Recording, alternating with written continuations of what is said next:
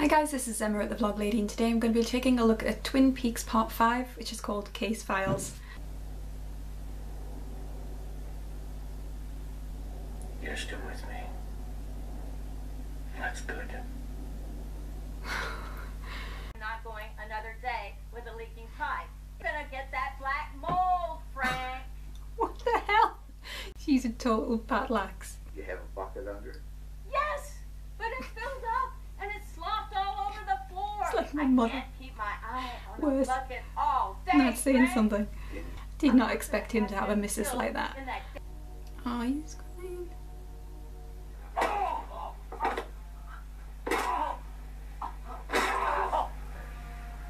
He's a bad man. What's she doing with this loser? He is a wreck. And the fucks are at it again. The same vast global corporate conspiracy. Yeah. What This is the kind of video that I watch on YouTube. Bohemia. I think I need one of those shovels. Major No. Has Tammy got a crush on Agent Cooper? Wouldn't be surprised. Okay guys, just finished watching the episode. It was a good episode. In fact, let me take a moment just to say that I'm really enjoying the series so far. Obviously. First of all, let's talk about the kids of Twin Peaks. My oh my, they are completely fucked up. In fact, Wally Brando is the only good egg we've seen so far, and that's kind of an ominous thing to say given Wally's intellectual presence.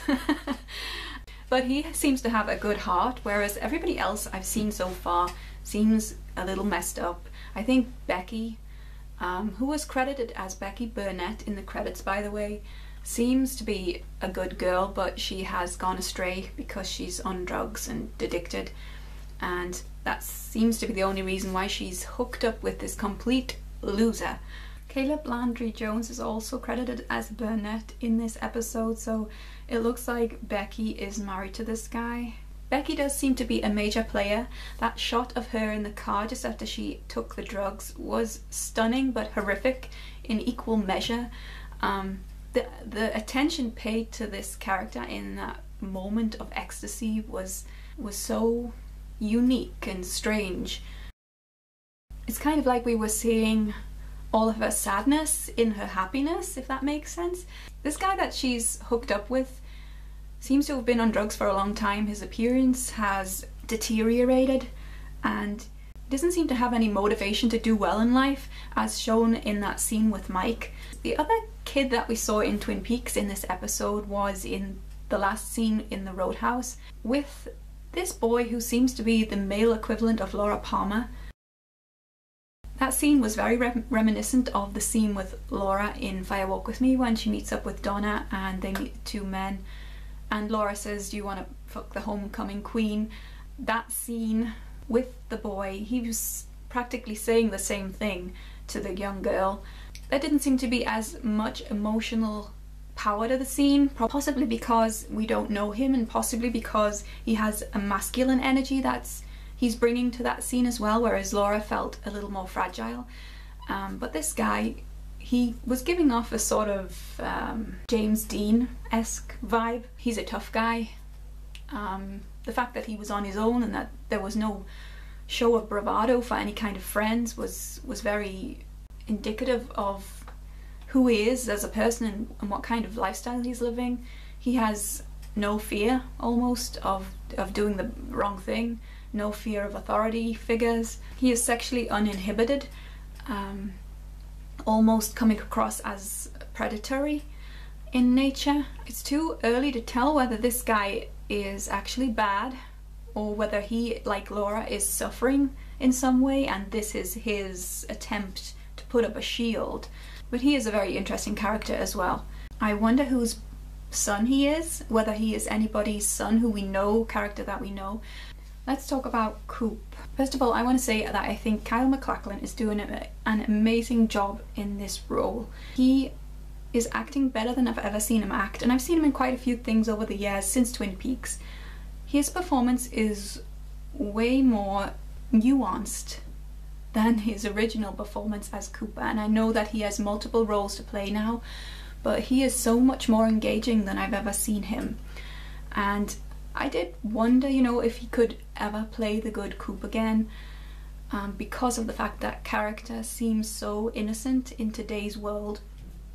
But I did get a glimpse of the real Coop coming back in this episode, when he said the word agent, when he cried whilst looking at the boy as well. I just thought that those brief moments are like a window into the real Coop. Very sad to see him like this, but it's also hopeful that he is slowly getting his senses back.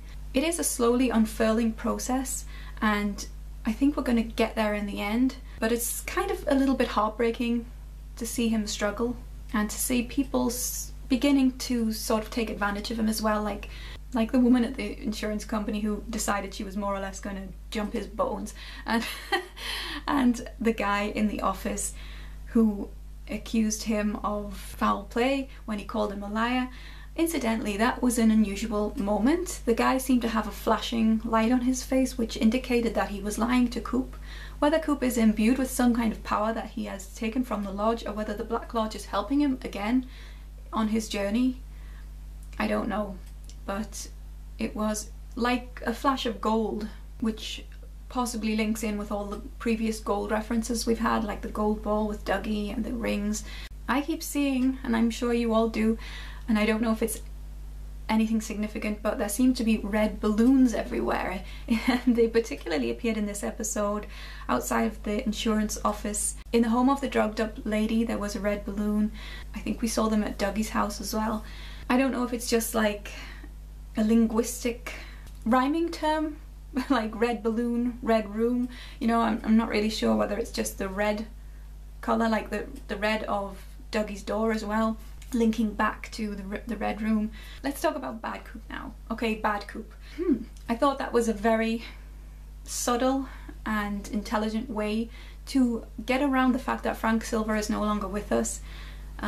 We didn't get a full CGI of Frank Silver's face, but we saw Coop's face manipulate into half Bob and half evil Coop. And we heard a voice that wasn't Bob's voice. Well, I think it was supposed to be Bob's voice, but it didn't really sound like Bob. I would have expected Bob to sound more like, "I'm still with you," sort of thing. But he was like, "I'm still with you." And it sounded more like evil Coop's voice rather than Bob's voice. That implied that there are actually two entities, so we have Bob inside evil Coop, or evil Coop being a companion to Bob. It's difficult to know which one thinks they are in power in that relationship, but it's clear that, you know, from the flashbacks we saw of evil Coop, the doppelganger, and Bob, that moment, that union seemed very strong. It makes me wonder who was on the phone speaking to Cooper, who said they wanted to be with Bob again. Who else could want to be with Bob? And Bob clearly doesn't want to be with anyone else. Okay, so a shocking moment for me with the Major Briggs thing, because I honestly didn't think that they were going there. I know a lot of people had theorized about it. The fact that that could be Major Briggs's body on the decapitated head of Ruth Davenport, and I thought, no, that's too creepy. And I think it's a brave thing for the writer and director of the show to have brought in references to characters who the actors are deceased. And I honestly didn't think that Major Briggs would be an important part of the series. Obviously, when we saw his floating head in the ether, that could have been a major clue that his head was detached from his body. So creepy, and I have no idea, but that scene with the decapitated head and the body did seem almost ritualistic in a way, and it made me think about the secret history of Twin Peaks and all of the people that were trying to undertake these rituals of black magic, trying to bring forth evil from the beyond, trying to open these gateways to hell and things like that. And I just wonder if Major Briggs became a victim of these people. I thought it was sweet how Shelley and Norma have such a close friendship. Clearly Becky also knows Norma very well, because she gave her a look when she entered the diner, and they seemed almost like mother and daughter themselves. I guess she had possibly more of an auntie role. There's a lot of trust between these women, and a lot of time that's gone past, and it was lovely to see them embrace, but the situation with Becky is obviously very worrying, and I don't know how they have allowed it to progress so far, but I'm getting the feeling with the Becky situation, with this guy in the bar, in the roadhouse, that things are just happening again, like they did with Laura the first time around, like they did in the town back then. Secrets and lies going on. It just feels literally like it is happening again. So I guess we find out that Bobby is possibly innocent of being suspected of being the drug runner. I know some people thought that in the last episode, but it seems like it is the other cop who took money from this guy in the bar, this young guy in the bar, and I'm inclined to believe at this stage that Bobby is completely innocent, and that it's actually his colleague that has been helping to run the drugs through the school and the town. Evil Coop's behaviour in the prison was very strange, and I have no idea what was going on there, but he seemed to be in control of the electricity, able to manipulate the power, the energy. So how that box melted after he made his phone call, I have no idea, but that seemingly was connected to his phone call. The level of Evil Coop's power here is very disturbing, and it makes you wonder how he can possibly be defeated. I dread to think of the casualties we might be getting throughout the series because of Evil Coop, but I think there might be plenty of them. Dr. Jacoby's bit was excellent. I love that. I'm guessing he's doing this because of the fact that he was ousted from his role as a psychiatrist, so perhaps he now has to make his money like this, but he seems to genuinely believe in everything he's saying. It's a conspiracy nut type stuff, which I wasn't surprised to see Jerry tuning into this vodcast, because Jerry's kind of a throwback to the 60s when, you know, everything was counterculture and anti-establishment, and you can just imagine Jerry having a lot in common with Dr. Jacoby.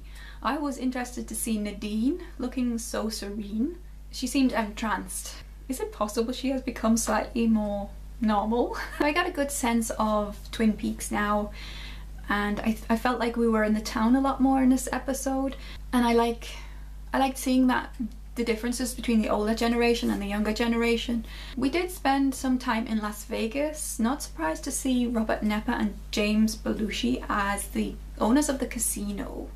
Now, Nepper kind of was playing to type, I think, by being this very extreme, violent guy. A part he plays very well, I have to say. And I love the fact his jaw was like so tense. He was like, oh, throughout that whole scene when he was kicking the crap out of that poor guy.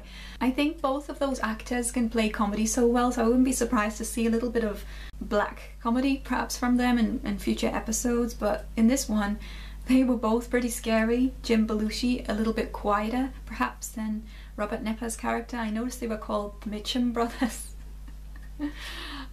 Possibly a link to Robert Mitchum, the actor who kind of used to play, I think used to play a lot of cowboys and tough guys. So I can't think of anything else to talk about right now, but I really enjoyed that episode. Hope you did too. If you have any thoughts, theories or comments, please leave them in the comments below and I'd love to hear them.